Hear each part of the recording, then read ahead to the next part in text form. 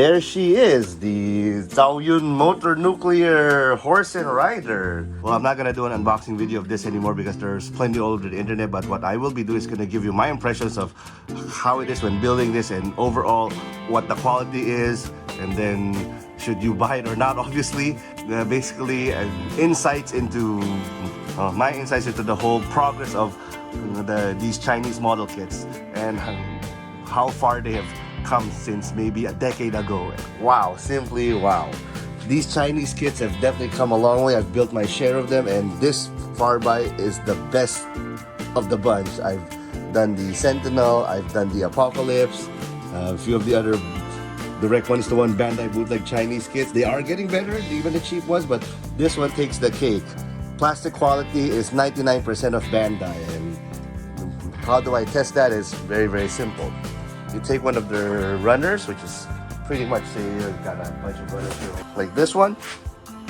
You snap it with a single blade nipper. Listen to the sound. That's it. Then we take a equal Bandai runner. This is from the HD Scope Dog. Same thing, snap it.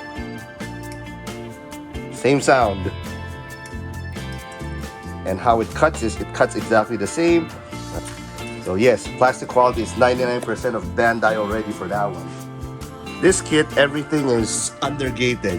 What that simply means is that the runners, let's say this is the part.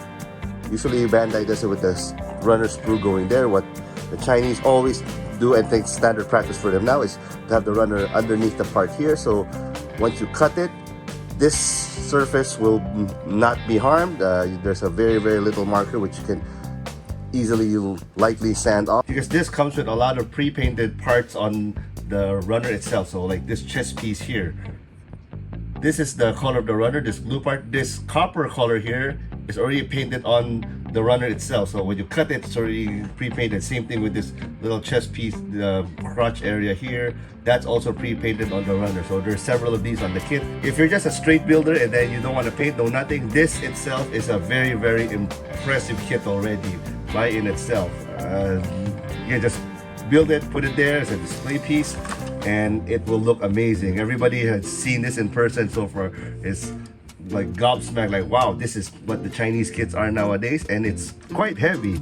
And the reason for it being quite heavy is because this thing has a complete inner frame, a metal inner frame. So as shown here on the box, you have a metal inner frame for the dude. You also have a metal inner frame for the horse. So all of these, like these parts here, that part over there, yeah, that's all metal. The center spine is metal, well the head isn't, but everything is metal. Well, it's basically a do-it-yourself metal build model kit. And most of these things are based off Chinese generals. Zhao Yun's a famous Chinese general.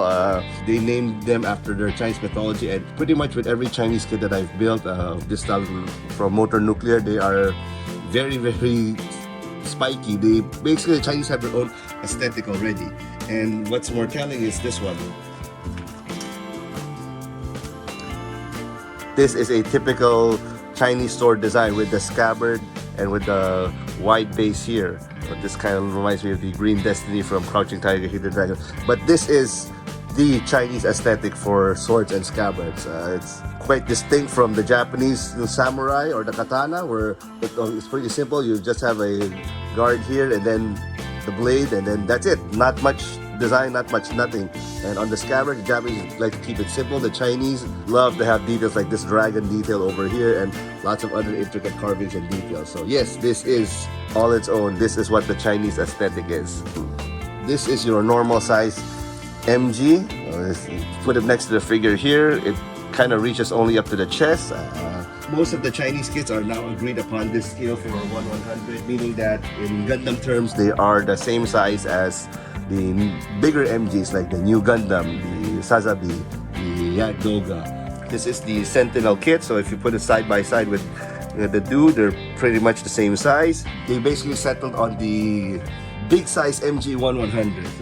So actually, we can put a New Gundam here, it actually might work also. Articulation wise, is pretty much what you would expect from a metal frame MG. So you can do the usual pose, you can do the kick, you can do the superhero pose. The horse actually has well, it's not as fully articulated as a real horse because the body doesn't bend, but you can actually stand it up on its hind legs like so, with the stand, and you'll do the kicking position like so. You will need this built-in stand here. You twist the tail out, plug this thing in. This is a metal connector, and this part was connected to its metal also, so you don't really need to. Well, there you go.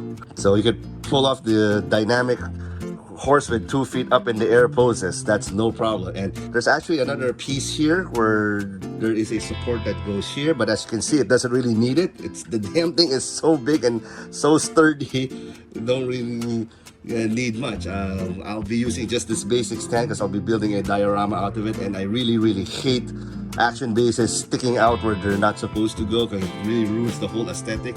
But with this one, I can definitely hide this stand here with some rocks and stuff. So, but yes, this is pretty much what it is. Size wise, let's get out our trusty tape measure. With this leaping pose, you're looking at 45 cm or a little under 20 inches standing up with the horse. With the horse standing down, standing pose like that. Just a little bit short, it's about 14 inches, so 35 cm standing pose. How long this thing is, total, it's a little over a foot. Well, the best thing about this thing is the price. Well, I bought mine in the Philippines. It's 6,000 Philippine pesos. That roughly translates to $100. So yes, $100 worth of plastic and metal buys you this beautiful thing. Might be a bit more expensive if you from America now with the tariffs and stuff, but still, even if you say peg this at $200, you multiply 2 by everything, it is still cheap for what you get. So between this and a perfect grade Gundam, you'll have lots more fun building this sucker than the perfect grade.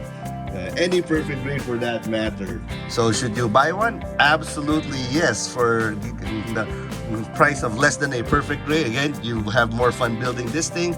And then basically all that Chinese lack now is the anime to promote this thing. I mean, if they made an anime based on these things with this price point, Bandai better watch out because they don't have a stranglehold anymore if we're just talking about IP, because the Chinese history is a hell of a lot longer than Japanese history, and they have a lot more sources to draw from if we're just gonna compare history of one over the other. And of course, if you wanna order yours, you get it at Gundam Central.